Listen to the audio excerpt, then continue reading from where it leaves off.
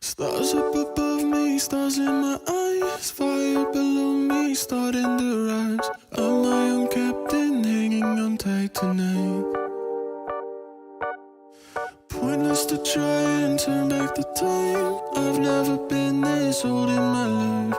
Load up my spaceship, tear through the sky, I might leave regrets and wishes and hopes and bets and wondering what would happen. Think I'll leave it all behind. I don't wanna wake up and let my dreams die. This moment I'm making mine. Don't tell me I'm wasting time. I'll show you what I'm made of and give my dreams life. I'll put it all on the line, just like I'm young, wild and alive.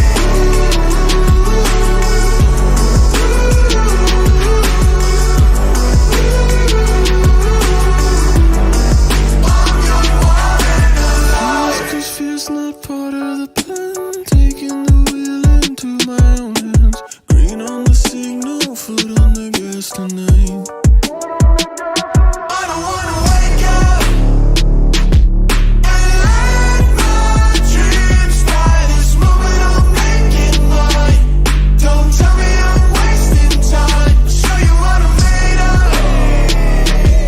and give my dreams life. I'll put it all on the line, just like I'm young, wild and alive.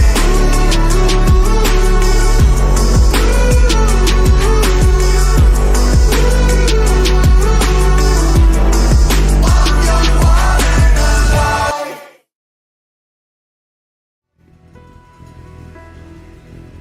Good morning, everyone.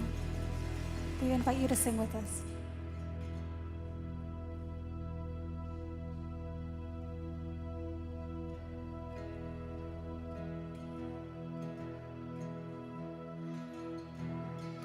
There was a moment when the lights went out, when death claimed its victory. The King of Love had given up his life, the darkest day in history. There on the cross they made for sinners. For every curse his blood atoned.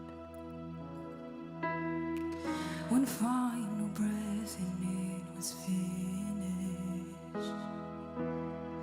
But not the end we could have known.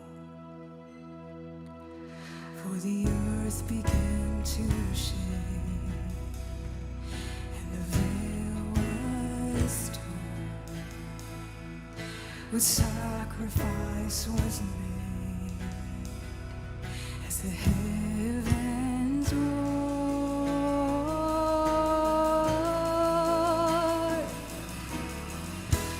All hail King Jesus.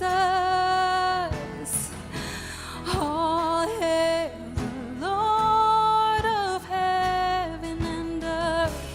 All hail King Jesus. All hail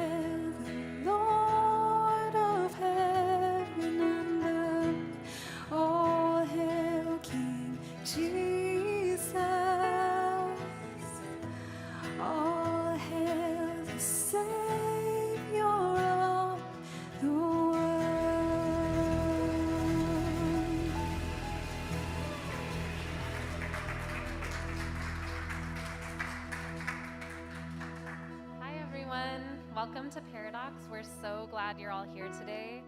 Doesn't the band sound amazing? Amazing. My name's Emily, Unterseher, and I have been invited to be the liturgist today at Paradox. For those of you that haven't been here before, every week we ask someone that's a member of the church or visiting or whatever to share a lament and a celebration and basically share in the human experience and connect us all. So today I'm going to first be sharing a lament. And honestly, I'm kind of a pessimist. So the hard part of sharing a lament was kind of coming up with one. Just one. No, that's terrible. But I think the main thing I wanted to lament today is just like the crushing feeling of like being overwhelmed constantly by everything going on in the world, and how that kind of personally spills over into my daily life. So obviously, like the war in Ukraine, the pandemic, racial injustice in our country, gender inequality, gender identity injustice, just everything that is going on and even more is so overwhelming. And sometimes I just feel like I don't know what my role in that is. And then I just kind of get overwhelmed. And then because I'm an introvert, another thing that's overwhelming is kind of social interaction. And so what ends up happening to me is I kind of just shut down a little bit and kind of go into like a reclusive kind of state because that's a little easier. At least one thing is cut out, but that doesn't really solve the problem, right? Because we need people and we have friends and we have each other, and that can help us through all of this. But basically, like even some days a text message and trying to think of what to respond is so overwhelming to me. And if you're someone that I haven't texted back, please know the text and the phone call is like so meaningful to me and adds to my feeling of value and love, but it's just like, I sometimes just, I don't know, I just shut down. And so for those of you fellow introverts out there, like we're all together, but thank you to the extroverts that reach out. And anyway, I know it's kind of a weird lament, but I just feel like kind of this cycle of missing people, but feeling too overwhelmed to reach out or respond. And so that's my lament today. And right now I want us to invite you to share your lament with us here at Paradox.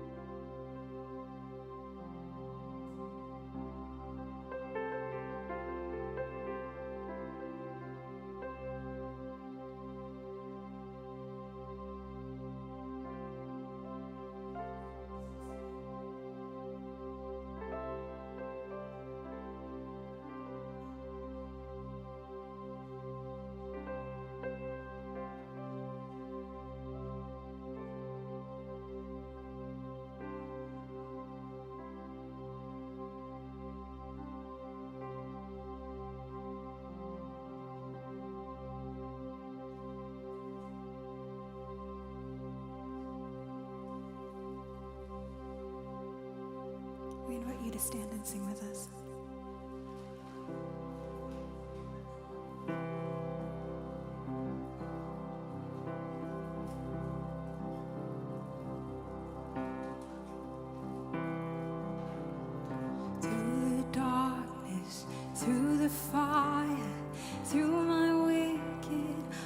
desire, your love remains. Your love remains. Though I stumble, though I falter, through my weakness, you are strong, your love remains. Your love remains.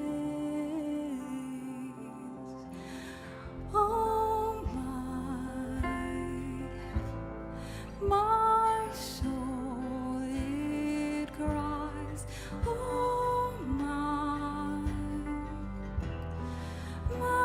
soul, it cries out.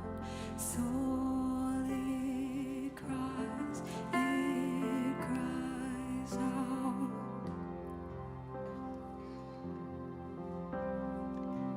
Through my failure, through my heartache, through my healing, in my pain, your love remains. Your love remains. Though I stumble, though I falter, through my weakness, you are strong, your love remains. Your love remains. Oh my soul, it cries. Oh my soul, it cries out. Soul, it cries out. Soul, it cries, it cries, it cries, it cries out.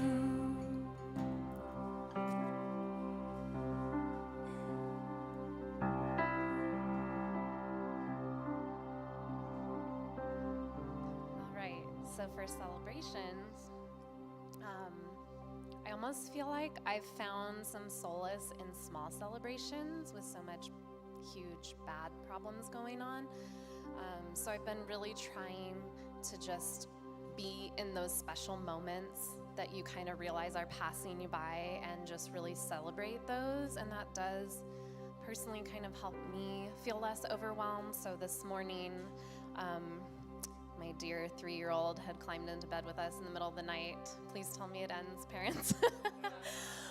But the celebration from that was this morning, I woke up to him kind of like cuddling my face and playing with my hair. And I just decided, instead of kind of being grumpy because I was tired, to just really cherish that moment and the fact that I have this little person who wants to cuddle with me and loves me in a way that I don't deserve. And I just felt really happy about that, and it changed my outlook of the day. So please share your celebrations with us.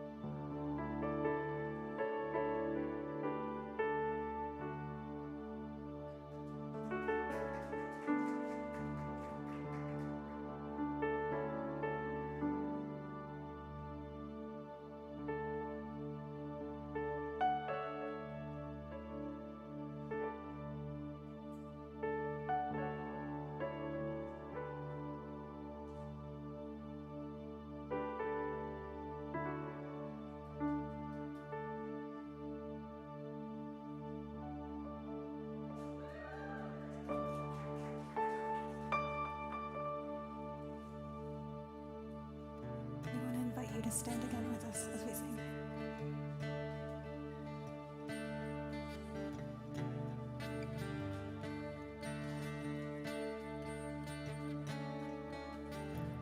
Oh, the vapor of it all. It's a chasing of the wind, the powers of the earth, so pale and thin. We will set our hearts on you again. Heaven taunts the hearts of men. We can feel it from within, the beauty of it all, the mystery, the swelling of a voice, a rising sea. Holy, you are God, holy. Trees clap their hands for you, oceans they dance for you. You are holy.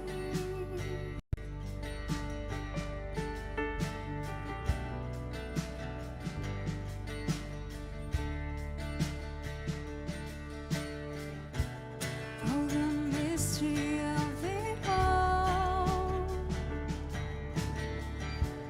I can never peer with it, can never find the words or understand the fullness of the God become a man. Holy, you are God, holy. Trees clap their hands for you, oceans they dance for you. You are holy, infinite and holy. A billion suns rise for you, clouds paint the skies for you, mountains stand tall for you, valleys bow down to you, everything rising to sing all our songs for you. Singing,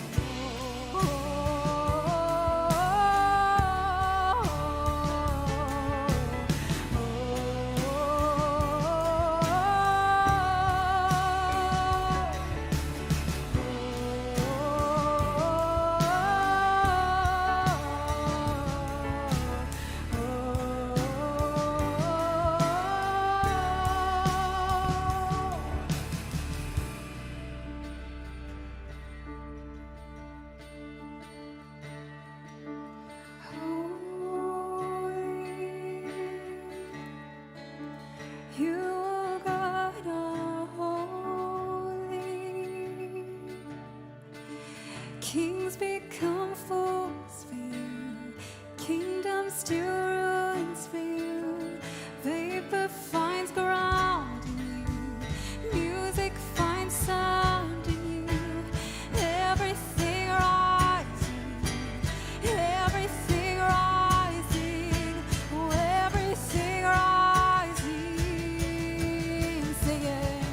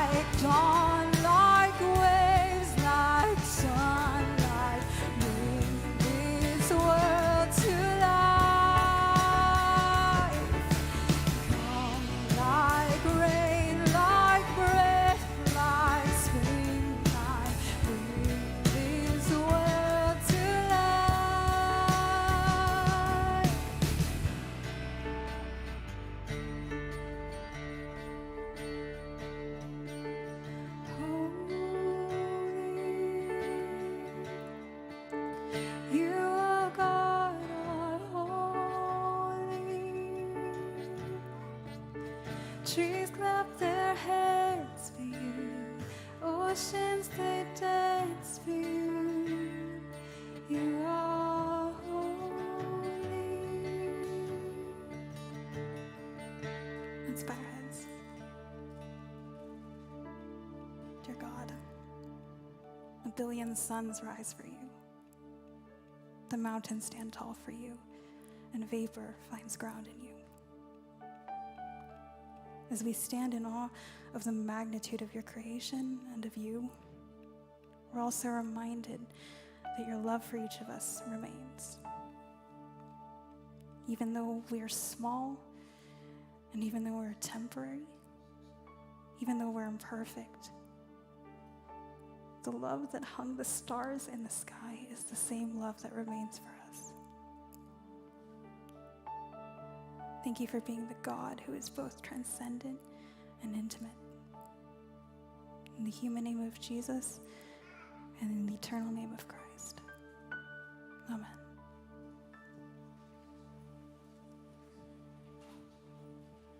Wow, thank you so much to Robby, to Matthew, to Dara, to Jack, and to Glenn. That was so moving. Thank you so much. We are so glad that you are here with us this morning. We want to say a special thank you to everyone who makes Paradox possible by donating at paradoxgiving.com. Arthur, the back screen's off. Can you make sure that that goes for the thing? Because otherwise, I don't know what I'm about to say. People say like, hey, it's like really amazing you preach without notes. This is my notes, so I cheat. If you don't have this, there's nothing that's going to happen. So let's see what we got here. Do we get that? Oh, there we go, got it. Great, so there we go. Thank you so much, Arthur, and all the tech team for all that you all do. So I now know what I'm going to say. That's much more comforting. So thank you so much to all people who donate and make Paradox possible by going to paradoxgiving.com. Thank you so much for all that you do. 2 weeks from now is our Easter celebration. Easter is, yeah, you can be excited about that. I mean, he's risen. Yeah, there you go. You are a lively bunch this morning. This is wonderful. Easter's kind of a boring way to talk about it. I much prefer the term resurrection. It's just more exciting, more thrilling to me. And we are going to be doing a 3-day celebration like we do every year at Paradox. On Friday night, we're going to be talking about crucifixion. It will be at the Lutheran Church this year. We're doing the ecumenical service with all the other pastors, which it's going to be a good time. And then we also have Campfire Lamentations to follow. There will be some more information about that next week. Then we have our sermon 2 weeks from now is on death. I know it'll pack people in. People will be like, tell us about death. It'll be great. And then we'll do resurrection on Sunday morning at 6 a.m. We'll greet the sunrise, and there will be a pancake breakfast after we talk. And we would love for you to join us for 1, 2, or 3 parts of our Easter celebration. If this is your first time here, welcome. One thing you need to know about Paradox that is different than other churches is that sermons here are designed to start discussions, not end them. It's okay if you disagree with what I say. This is not meant to be an authoritative word on what everyone here believes. Instead, it's meant to help you think critically about what you believe so that you can become a more loving person, loving toward yourself, loving toward others, and loving toward God. So with that in mind, we will go to Luke chapter 22 and tell a story toward the end of Christ's life. We pick up the story shortly after the Last Supper. And after this Last Supper, Jesus goes into the Garden of Gethsemane and he prays with his disciples. He asks his disciples to pray with him, but they fall asleep. They can barely stay awake. And while he is waking them up, one of his disciples, whom many people consider to be the worst disciple, Judas Iscariot, betrays him with a kiss, and the temple officials then arrest him. Yes, the temple officials, the church people, go and arrest Jesus. While Jesus is arrested and on trial, his best disciple, Peter, denies him 3 times, and after he is denied 3 times by his best disciple, Jesus is then flogged by the religious institution and then brought before the religious leaders, the chief priests and the scribes, and asked some questions in an interrogation. So imagine you all of a sudden get dragged into a room filled with pastors, and they're going to start questioning you about your theology, and you have to answer correctly or you might die. That's essentially what's happening here. And so we read in Luke chapter 22, in front of these religious leaders, when the day came, the assembly, I'm sorry, I should say when they came. I'm not sure how that snuck in there. When they came, the assembly of the elders, no, it is day. It's the day of the morning. I gotcha. When day came, the assembly of the elders of the people, both chief priests and scribes gathered together, and they brought him to their council. They said, if you are the Messiah, tell us. We keep hearing rumors that you are the Messiah, the chosen one. If you are, just tell us, yes or no. And Jesus is like, I'm not going to do that. Jesus replies, if I tell you, you will not believe, and if I question you, you will not answer. But from now on, the Son of Man will be seated on the right hand of the power of God. And if you're confused by the answer, so are the chief priests and scribes. They respond by saying, so are you the Son of God then? And Jesus responds by saying, you say that I am. And that's all that these chief priests and scribes need to hear. They respond by saying, what further testimony do we need? We have heard it ourselves from his own lips. And this was incriminating enough that they go from the religious institution to the institution of the state, headed up by a Roman citizen, a man named Pilate, and they bring him before Pilate in another interrogation, saying this man is an enemy of the state. And the charges they bring against Jesus are found in the second verse of chapter 23, when the religious leaders began to accuse him, saying, we found this man perverting our nation. Now, you know that you cannot bring an accusation of saying this man perverted our nation, so that's why he should be put to death.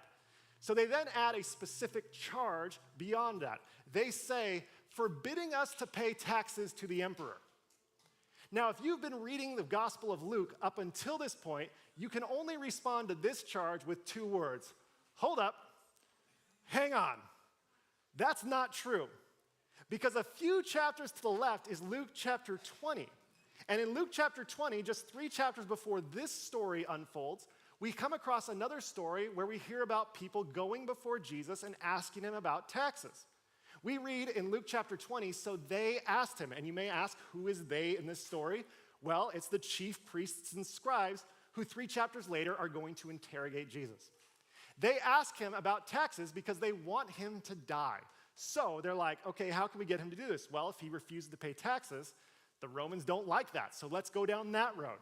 So they asked Jesus, teacher, we know that you are right what you say and teach, and you show deference to no one, but teach the way of God in accordance with truth. Is it lawful to pay taxes to the emperor or not? Give us a yes or no answer, Jesus. Now, they ask this very important question point blank because they're hoping Jesus will say yes and alienate the zealots, the revolutionaries, or Jesus will say no, and then he's gone forever. So Jesus responds by saying, oh, I perceive your craftiness. And he says to them, show me a denarius. Now, a denarius is a day's wage in Jesus' day and age. So they bring forward a denarius, and he holds it up, and he says, whose head and whose title does it bear? Now, the religious leaders look at this, and they say, the emperor's? And Jesus responds with a brilliant answer when he says, then give to the emperor the things that are the emperor's, and give to God the things that are God's. That's a good answer, right? So when we read this passage and these religious leaders are like, he forbade us to pay taxes to the emperor, you should say, hold up, this right here is a lie. This is a lie, and it's a major problem. And when we consider who they are in this passage, it's the religious leaders. And what do the religious leaders do in Jesus' day and age? Well, very clearly, they uphold the law of Moses. And the most famous laws of Moses are without a doubt the 10 Commandments. And number 9 of those 10 Commandments is, you shall not bear false witness against your neighbor. These religious leaders are supposed to be experts in following this law. And here they are before the governor saying, we're going to bear false witness. And you ask them, if you could ask them, why is that? They would say, well, we're trying to kill this person, which is a violation of the 6th commandment. So they're now violating commandment on top of commandment, and this right here is bearing false witness. You have to feel a little bit of betrayal on Jesus' part when you read this story, right? Because these are the people who are supposed to follow the laws, and they are breaking the laws to hurt Christ. Now, they don't just stop with that. They go on to say these words. He also has said that he himself is the Messiah, a king. And if you've been reading the story up until this point, you respond with 2 words. Hold up. Did he actually say that? Because you can just go back a few verses ago that we just read and read these words. All of them ask, "Are you then the Son of God?" He said to them, "You say that I am." And they responded by saying, "What further testimony do we need? We have heard it ourselves from his own lips." And I respond to this by saying, "Did you? Did you really hear him say that he is the Son of God?" Because all he said was, "You say that I am." And when they go before Pontius Pilate, the governor, and they say, "He has claimed to be the Messiah, another king. He is threatening your power. He's about to spark a revolution," they are, once again, bearing false witness, breaking the 9th commandment in an effort to break the 6th commandment to eliminate the threat of Jesus. Now, this is a real moment that we got to stop at and pay attention to what's going on here, because you have all these religious leaders who, once again, are concerned with keeping the law of Moses first and foremost. And when you think about what they're doing, it's almost like there's a question that we have to ask in the way that they went before Pilate and what they did. The question we should ask is, what are the worst things that people could tell the governor about Jesus? Because what do the Romans care about, right? There are really only 2 things that are really bad that they could say about Jesus to the Roman governor. The first thing is, Jesus opposes taxes, because the Romans love taxes, right? The second thing is, Jesus says he's a king, and he's trying to spark a revolution. And when you look at who the Romans are, they really only care about 2 things: money and power. And as long as you don't disrupt those things, they kind of leave you alone, as long as your taxes come in on time and you're compliant. So here's the religious institution saying, what's the worst thing we could say about Jesus to the governor of Judea? And they came up with it. Now, I assume that Pilate has access to some records about whether or not Jesus has paid his taxes or not. And he probably thinks to himself, I don't need to check this, because if this man wasn't paying taxes, he'd already be arrested and dead. Like, that's how our government works. But on the second claim, he decides to launch a thorough investigation. It's almost like Pontius Pilate thinks to himself, I'm going to get to the bottom of this, whether or not Jesus is a king. And the next verse launches the investigation. We read, Pilate asked him, "So are you the king of the Jews?" Jesus answered, "You say so." And that's the end of the investigation. We read, Pilate said to the chief priests in the crowd, "I find no basis for an accusation against this man." There's nothing you can do. These aren't things that he actually committed. These are bearing false witnesses. Now from there, Pilate sends him to the king of Judea, which is Herod. He's a puppet king. Herod sends him back to Pilate. This results eventually in Jesus' crucifixion. But we want to stop right here for a moment and get to Pilate's answer. I find no basis for an accusation against this man. There are 2 things that have been said about him that simply are not true. And if we stop here, I think there's a lot that we can learn about how to become more loving people in response to this story. To talk about those 2 different ideas of what we can learn from this story, I want to talk to you about the stories of Jesus. Because there's something about the stories of Jesus that Christians love, obviously, because we call ourselves Christians. And what I have found is that there are people who will read the stories of Jesus and always identify with Jesus in the story. That's a bit of a problem. Conversely, the other side that's a problem is people who read the stories of Jesus and they never identify with Jesus in the story. It's important for all of us to understand when we read the stories of Jesus today, I personally have found it helpful to identify both as the people around Jesus and also as Jesus. The people around Jesus represent finite human beings, right? They're imperfect, they make mistakes. I remind myself that I'm part of that group. But at the same time, I'm also made in the image of Christ, just like all of you are as well. So there's part of your story in the life of Christ as well. And when you consider this story, it teaches us a lot if we consider this story from 2 different angles, both from the people around Christ, and we identify those people, and also when we identify as Christ in this story, and see what it is that we can learn from that perspective, because they are both our stories. So let's start with the identifying as Jesus first, shall we? Now, here we have this idea that the religious folks tell the worst kind of lies they could tell about the governor, about Jesus. And it's here that we see this and we see how it unfolds, and we're saying to ourselves, man, can you imagine being Christ in that moment? To hear these false accusations thrown your way? How would it feel if I was there in that moment? And so I want to ask you this morning, have you ever had terrible, untrue things said about you? Yeah, you can feel the weight of that question, can't you? It hurts, it stings, and it even burns. And we have a word for this in the English language. That word is gossip. Now, it may seem like a stretch to go from a legal proceeding to the word gossip, but when you look at the dictionary definition of gossip, I actually think it fits in this category.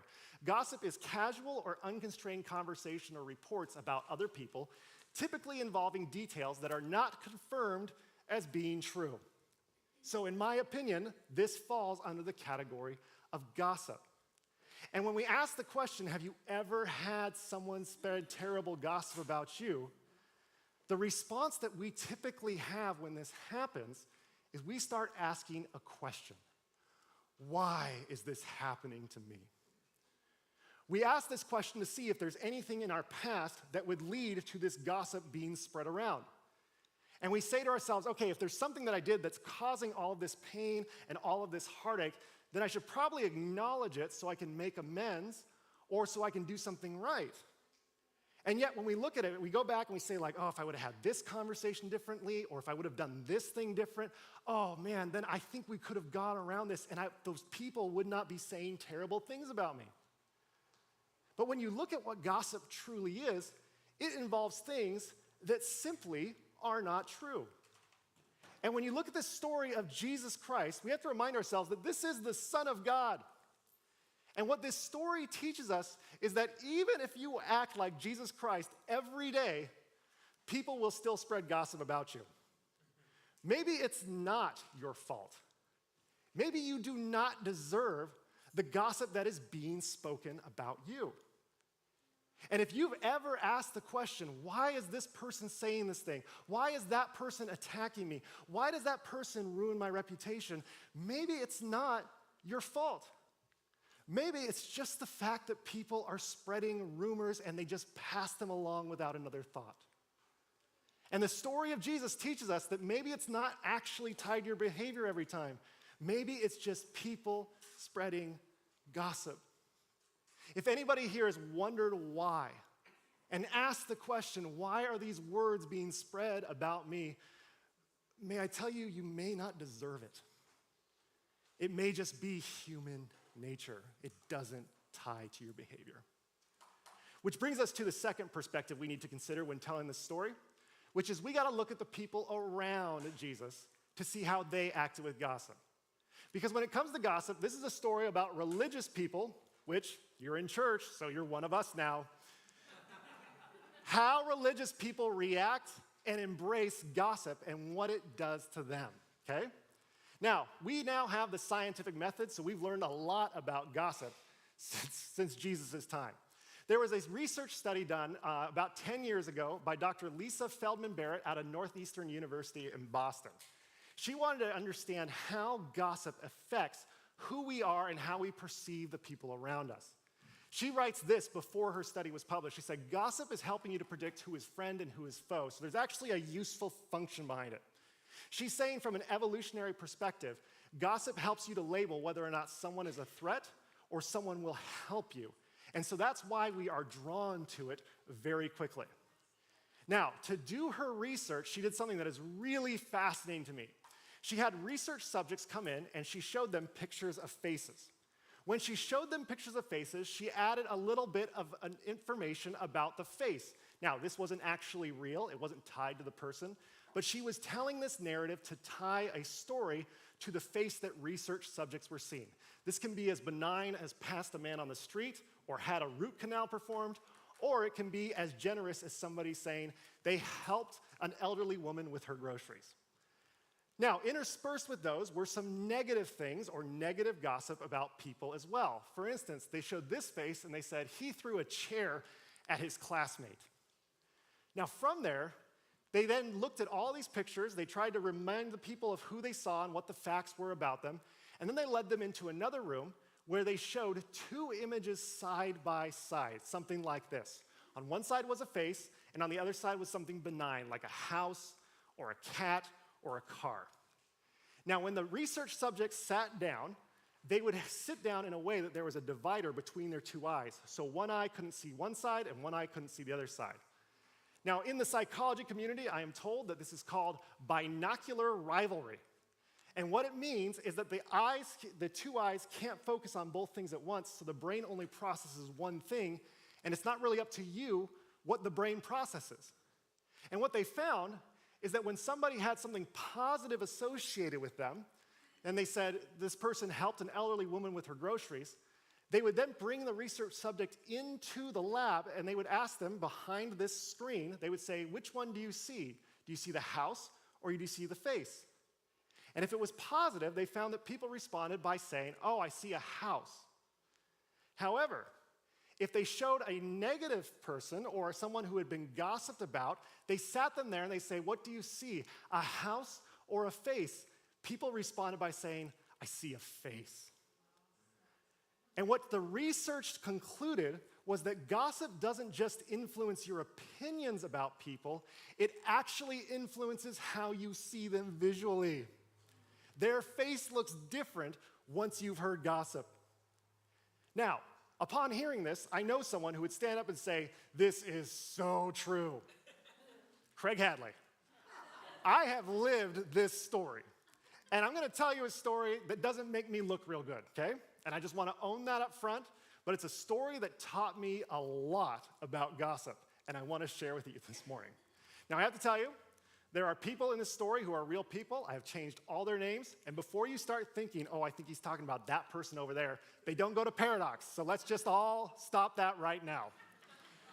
So the story begins, Kimmy and I have two friends who we will call Chad and Connie. Now, Chad and Connie are about anywhere from 5 to 20 years older than us. So we kind of view them as people who've always been nice to us. They've been very generous to us in bringing us into their home several times for lunch. And we've just really enjoyed them as friends who are a little bit more toward the mentor side of our life. Now, we also have a friend that does not know Chad and Connie, who we will call Ava. So we are friends with Ava, but Ava does not know Chad and Connie. And Ava has a friend we've never met before. We will call him Blake. So one day, Kimmy and I were hanging out with Ava, and we were talking about things, and then all of a sudden, Ava started talking about Chad and Connie. This was interesting because Ava didn't know Chad and Connie. And Ava leaned over to us and she said, hey, let me tell you what I heard. Blake told me that Chad is cheating on Connie. Now, Kimmy and I responded by going, what? That's mind-blowing. Chad and Connie seem so happy all the time. I can't imagine Chad cheating on Connie. And we talked about it and kind of the implications for it, and we were kind of fascinated by it. When Ava left, my wife and I were like, wow, that'd be really crazy, huh? Really interesting. 2 weeks later, Connie calls us and says, hey, do you and Kimmy want to come over for lunch for this weekend? And we say, of course we do. This is not something out of the ordinary. We go over there. And we don't talk much about the rumor that we heard or the gossip that we heard. We just go over there thinking this will be a normal conversation, normal dinner with Chad and Connie. So we go over there, we walk in, the door is opened, and Connie answers the door, and we've discovered that Chad is not there. So upon seeing that Chad is not there, Connie says, oh, Chad's running late. We can start without him. Now on the outside, what I did was like, oh, that's great. Okay, well, we'll have lunch. On the inside, I thought this. Oh, sure, Chad's running late. So we're sitting there, we're talking to Connie, like, I'm just like trying my best not to mention Chad at all. And then Chad, about 20 minutes later, walks in. He's got this big smile on his face, and he says, hey, sorry I'm late. It's so good to see you, Craig and Kimmy. Now, I responded by saying, it's so good to see you, Chad. Oh, man, we've missed you. And on the inside, I'm thinking, and where have you been, Chad? So we're sitting there, we're talking, we're going back and forth, we're sharing lunch, there's stories that are going around. And then Chad, there's a lull in the conversation. Chad says, so you want to know where I was? I just got back from flying airplanes with my friend. Do you want to see a video I took? And we on the outside are like, yeah, sure, show us a video. So he passes us this video, and it's a video, Chad's not in it. It's just a video outside of an airplane window of like the ground passing below. And on the outside, I'm telling Chad, oh, this is great, how cool is this? And on the inside, I'm thinking, this video is probably fake.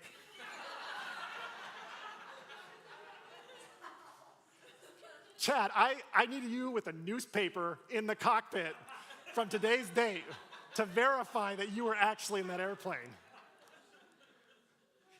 And so we're having lunch, we're still having a great time, we leave, there's some pleasantries exchanged, Kimmy and I go, and we walk back to our car, and we sit down, and we close the doors, and once we're sure that we're in a soundproof place, I lean over to Kimmy and I was like, you would not believe what happened to me. Like, this is all involuntary, Kimmy. When Connie told us that Chad was running late, you know what I thought? She's like, what? I said, well, I thought, oh, sure, Chad's running late. And Kimmy's mouth dropped and she said, that's exactly what I thought. And she's like, you know what I thought? She tells me, she's like, you know what I thought? When Chad came in late and he said, sorry, I'm late. You know what I thought, Craig? I thought, and where have you been, Chad? I'm like, that's the same thing. It's the same thing. And I said, oh, and you know, Kimmy, when he showed us that video of the airplane, she said, oh yeah, that was totally a fake.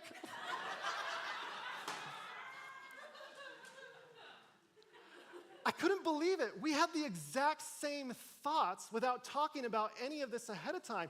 And we just kind of sat there in the car and we're like, whoa, this gossip sticks like Velcro in our brains. Wow. And when a researcher in Boston's like, this will change the way you look at other people, I was shocked because we have this idea that gossip is something junior high kids struggle with, right? And what we found is that we have this idea that we grow out of detrimental effects of gossip. But I have to tell you something as a personal testimony. Even if you are an ordained minister of the gospel of Jesus Christ with a master's of divinity degree, you are not immune to the detriment of gossip. You do not grow out of it. The only difference is you rationalize it more. And I could not believe how much our perception of Chad completely changed from someone telling us something about Chad that we knew but had never met Chad, from someone we didn't even know. Why does Blake's opinion influence how we understand our friend? And the only way to really deal with this is to be aware of it. We often tell ourselves that we're above this, but we aren't. We're human beings. We have been trained from an evolutionary perspective to stick to gossip as much as possible. But then you hear stories like this, and I hope you say, whoa, I'm not sure that should change my relationship with Chad. I'm not sure that should change how I see this person. And the stunning part of this story to me is that this gossip is spread by the very people who should be denouncing this gossip, by the religious people.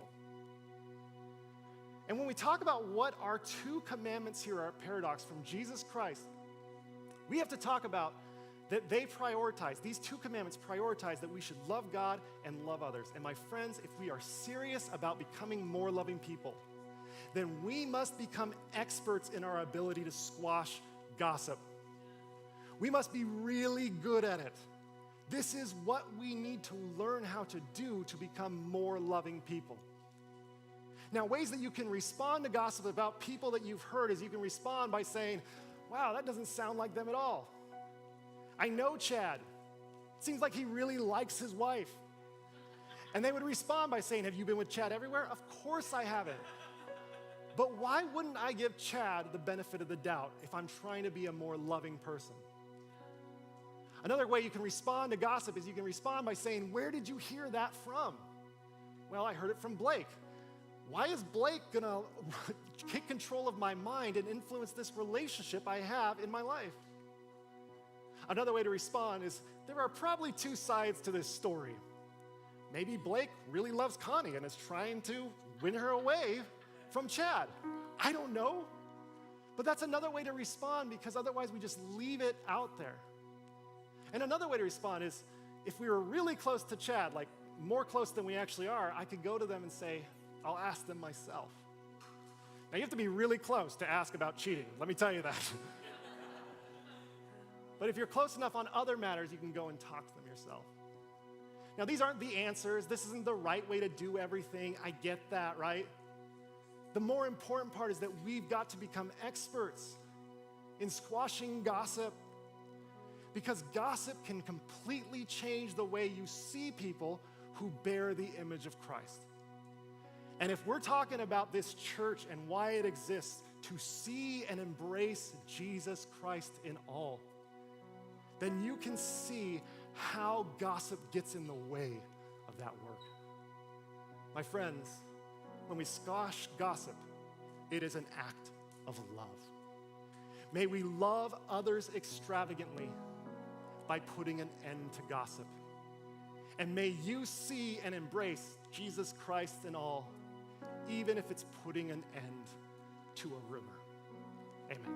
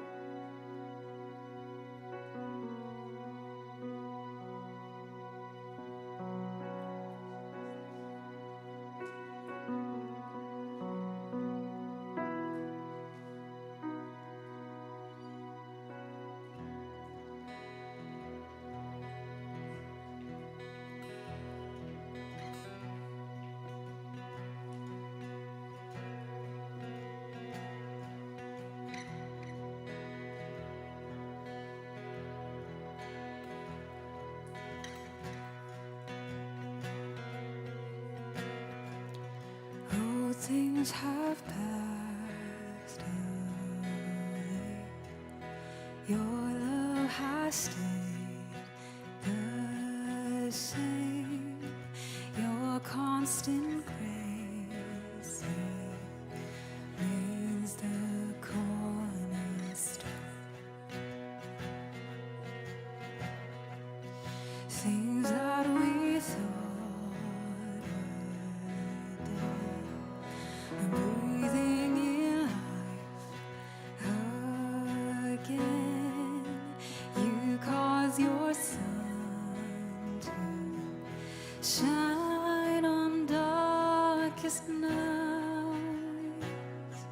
For all that you've done, we will pour out love. This will be our anthem song. Jesus, we love you. Oh, how we love you. You are the one our hearts adore. The hopeless have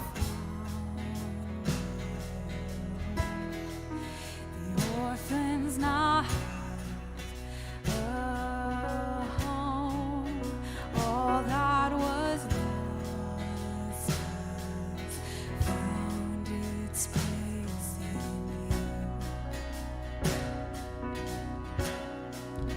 you. You lift our wings, and you make us strong.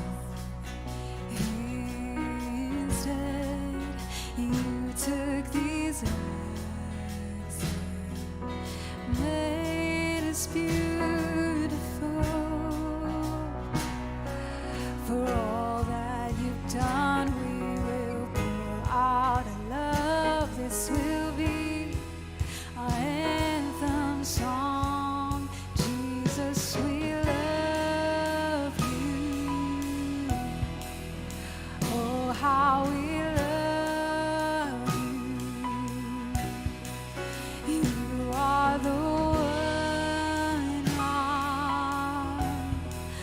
hearts adore. Jesus, we love you, and oh, how we love you. You are the one our hearts adore. Our hearts adore. Our hearts adore. Our hearts adore.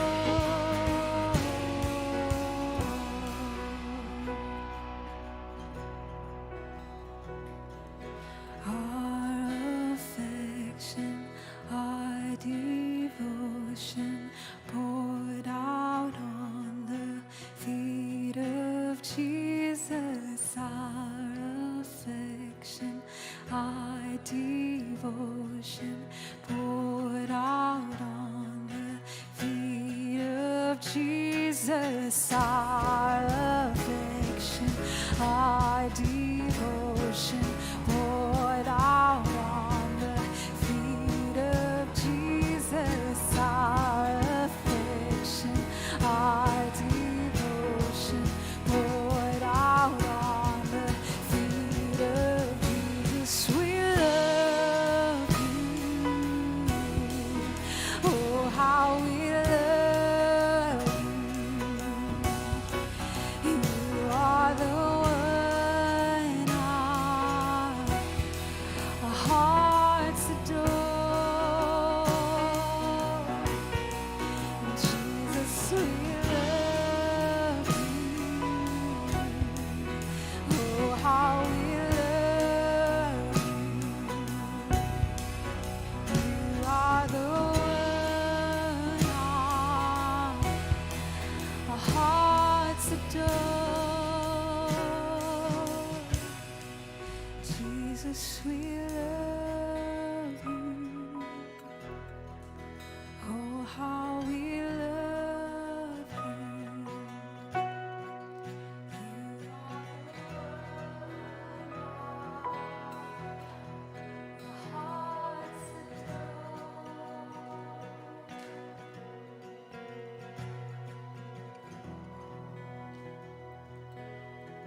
Amen. Will you pray with me? Dear God, the author of Proverbs once wrote, "The kind words are like honey." May we be people who share kind words with others. May you give us the wisdom for knowing how to squash rumors and gossip in a kind and compassionate way. And may you help anyone here who's asking the question why to know that they are still loved by you and that they are your child. In your name we pray. Amen. Thank you so much for joining us this Sabbath. We'll be back next week when we talk about crucifixion on Saturday, and we'd love for you to join us then. Take care and have a great weekend.